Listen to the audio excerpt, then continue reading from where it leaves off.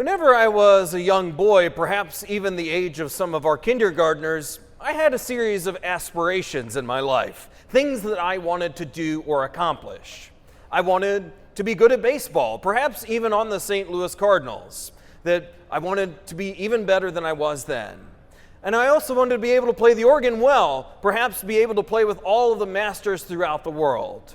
And then, maybe a little bit more local or more attainable, I wanted to be able to drive eventually, to be able to determine where I wanted to go and be king on the road as well. But there was one ambition I had that towered above all of the rest. I wanted to be able to stay up past 9 o'clock. My parents always had this hard and fast rule that 9 o'clock was bedtime, and that was the time that you should be in bed, completely done and ready to go. And so my aspiration was simple. All the cool kids were staying up past 9. My parents were staying up past 9. They seemed like they enjoyed that. And so why couldn't I? I asked repeatedly. I even tried the "if you love me, you'll do this" line. And it didn't quite work. But nonetheless, later on in life, I figured out the logic, the reason. Why was I going to bed at 9 o'clock? Was this a test of blind obedience? Not at all. See, my parents knew very well that I functioned very well the next day if I went to bed by then. And so that was always the time. And I wouldn't be as grouchy, I wouldn't be as grumpy, that I would be ready to face the day and do it with lots of energy. So 9 o'clock, it remained. And perhaps I still yearn for that some these days as well. It's interesting, though, we juxtapose all of the rules that we're very familiar with, or maybe even the rules that we set for those around us, and then we look and we see kind of a large and glaring rule in today's gospel, or at least it feels that way. If you love me, you will keep my commandments. It seems rather harsh and cold. Is there something to this rule? Is there a reason why Jesus is saying this? And perhaps something a little bit less obvious than we might assume. We could delve into the gospel and deduce this quite easily. So at the very beginning, we're told Jesus is talking to his disciples. And remember that this is during the Last Supper discourse. So it's the moments where Jesus is preparing his disciples for what is about to unfold in the coming hours. His passion, his death, and then even a few days later, his resurrection. He's also preparing them for the moment of his ascension, to remind them that even in the moments when they feel alone, where they are not able to perceive him quite as easily as they did before, that he will always accompany them. So at the very beginning, he starts off in this way: if you love me, you will keep my commandments. And then I will send the advocate, the Holy Spirit, the Spirit of truth that the world cannot receive because it does not receive it, nor it does not know it. And then it continues on. Because Jesus wants to build in that he is not leaving his disciples alone, that he will not leave them orphans, but in fact, he will always be with them, and that if they know him, they know the Father. And that he starts to really build out all of these relationships, that if we know him, that we know the Father. And if we have the commandments in us and we obey them, and then he will be in us always. Notice it's all centered around the commandments. That we see that it's sort of bookending that at the very beginning there is this petition that you must follow the commandments if you love me. And then at the very end, if you have the commandments in me, if you have my commandments in you, and you follow those commandments, then I will be in you as well. So again, it seems like Jesus isn't kind of backing away from this. It seems like he has a point to prove. And so what is the point when Jesus says, if you love me, you will keep my commandments? Because if we hear it with modern ears, we likely go to a few distortions of what he means. And there's a couple of primary ones that I want to address. And the first would be that this is God making us jump through hoops. That in fact, he's got a predetermined set of things that we have to do exactly so that we can enter into the kingdom of heaven. And it seems like in some way we believe this to be a false choice. If you love me, you will keep my commandments.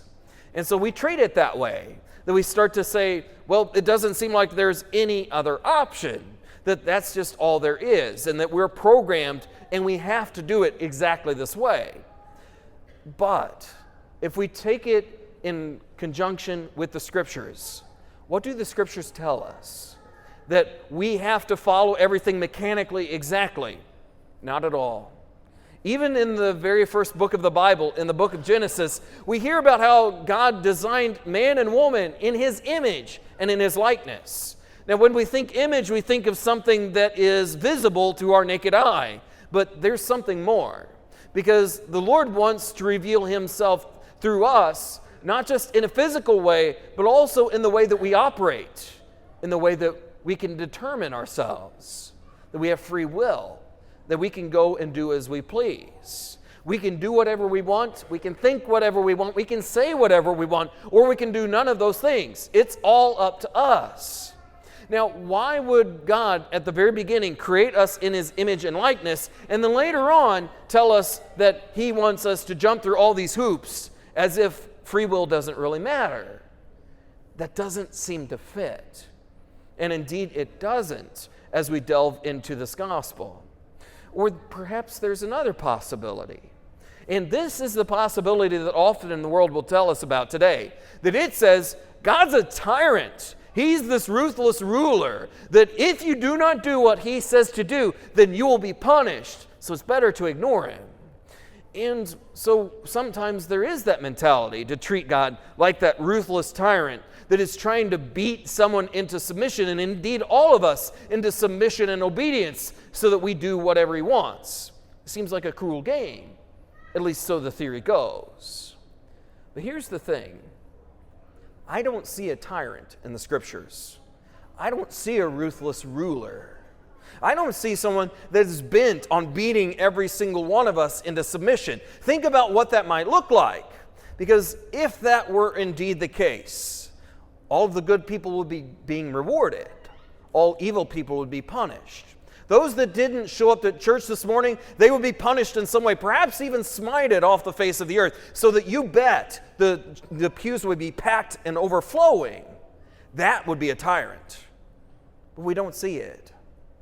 And in fact, that is not the way the Lord operates. Because we know that in this life, there are a lot of things that seem unjust to our own eyes. The many times, whenever we are faithful and we're following the gospel, it seems like life is more difficult and harder for us. Whereas there are people that are doing all sorts of evil and all sorts of things, not taking into account everyone else. And it seems like they're able to get ahead while we fall behind. But that's not taking into account all of eternity, that the Lord will sort these things out in time. The evil will get what they deserve, and the good will get what they deserve as well. That will come later, but not right at this moment. Because God is so committed to not being a tyrant or a ruthless ruler, one without heart. And notice how far He goes. That He says that I will be away. I will go away. You will no longer see me, or at least the world won't see me, but you will see me. And what does that mean? Because that seems kind of confusing. What this means is that Jesus will not appear in the same way. So He will not be walking around like He was at the time of the apostles, but He will still be exactly the same physically present. And what does that mean? We see Him and we receive Him in the sacraments and in the Eucharist. And so that takes eyes of faith.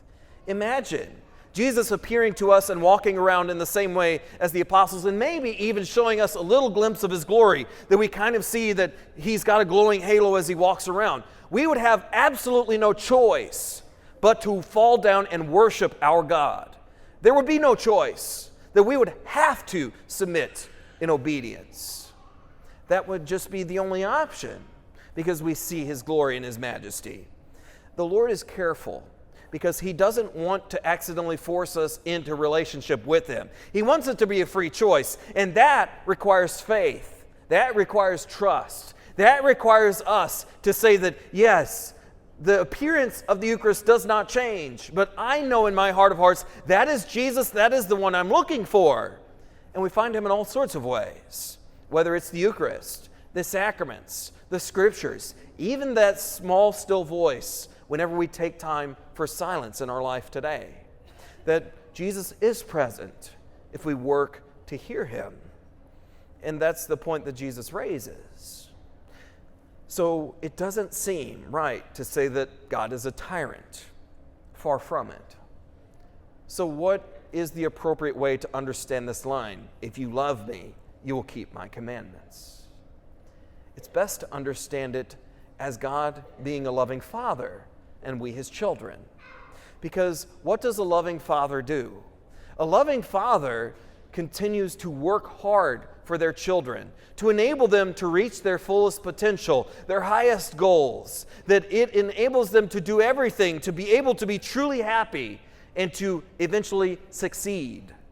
That is what a true father and a true mother commit themselves to. And we know in this life that the best parents aren't necessarily the most permissive ones or the ones that make every trip available to their children. Those things can be good, but they have their place. What are the best parents in this life? They're the ones who set guidelines. They're the ones who set rules. They're the ones who tell us that we need to be in bed at 9 o'clock. Why? So that we can reach our fullest potential the next day.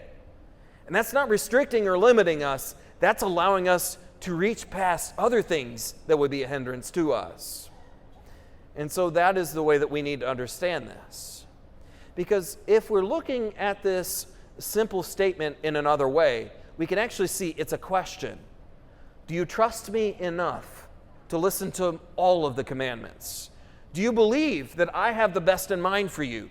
Do you have faith that I want you to reach your fullest potential and to reach the kingdom of heaven to be with me forever? He's asking if we have trust and have faith in him. And do we believe in his love and providence for us? And that's what Jesus is saying. He says, see all the ways that I love you, and I pour that love out in the ways that you will see me on the cross and see me in my resurrection. All the ways that I will give witness to my love for all of you. Do you want to receive that love? And even receive the ways that I want to protect you from danger, to guide you away from the pitfalls of this life and lead you to the happiness of the kingdom of heaven. The Lord's not going to force you to follow the commandments, but he does want you to trust that they are for your good. He wants you to trust that these are the things that are going to guide you past all of the things that are trying to ruin you in this life, and that they will lead you to the kingdom of heaven to be with him forever. That's not him holding a carrot in front of us. That's not him saying, if you beat yourself down into submission before me, I will give you what you want. It's not the way the Lord operates. The Lord operates as any good parent does, in love for his children. And so whether we're dealing with the 9 o'clock bedtime, whether we're dealing with the commandments, even some of the more difficult teachings of the church, the question underneath all of them remains the same. Do we trust in the love of our Lord and our God for us?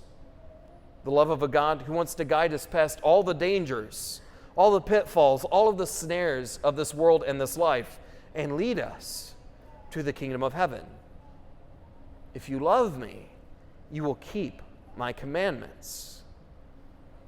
Do you trust the Lord enough? Do you trust in his love for you so as to follow his commandments all the way to the kingdom of heaven?